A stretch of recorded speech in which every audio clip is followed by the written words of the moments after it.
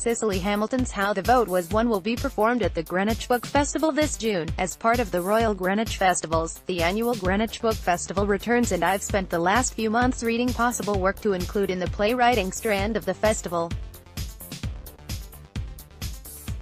A new strand introduced last year, the playwriting strand is divided into two key areas: current writing by students and existing, published work. For the former, on Friday the 15th of June, a team of professional directors and actors will work alongside partner company Culture Clash Theatre and actors from the University of Greenwich Drama Department to perform 13 short plays by playwriting students at the university.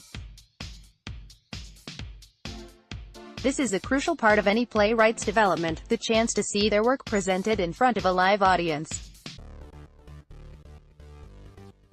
As a writer for theater, you can never know if your words will sound right spoken by actors or if your story will resonate until you sit in a room and watch and listen to that story with other people.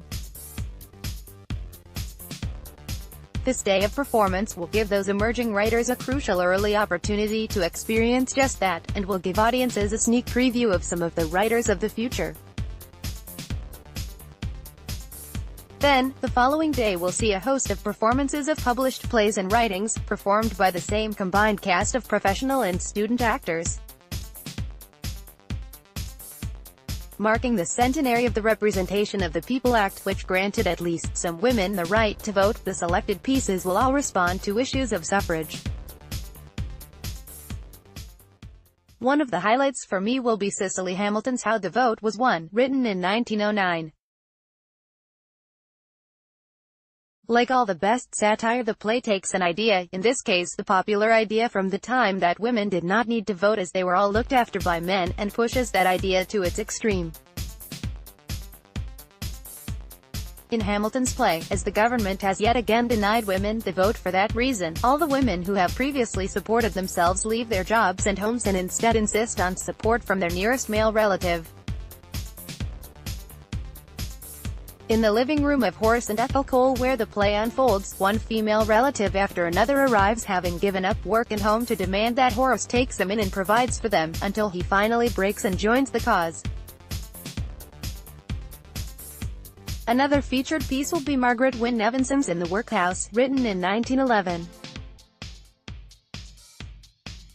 Nevinson's play challenges the idea of coverture, which considered married women to be under the protection and authority of their husbands. Married women of any social standing had no legal powers at all and could ultimately be confined to the workhouse if their husbands saw fit, while unmarried women could be free to find employment and retain their independence. "I think we won't get married, my pet," says one character to her baby. "Better keep single, I say, after what we've heard tonight." Nevinson's advocacy of unmarried motherhood caused a scandal at the time, and the play was subsequently banned. There will also be one play from America, George Middleton's Tradition from 1913, inspired by his own suffragist wife Ola La Follette, about a young woman trying to forge an independent career as an actress against the wishes of her father. All of this represents just one small element of the Greenwich Book Festival, which includes readings and author events for adults and children over a packed 2 days. The full lineup can be found at www.greenwichbookfest.com. James Hadrill is the artistic and executive director of Greenwich Theatre.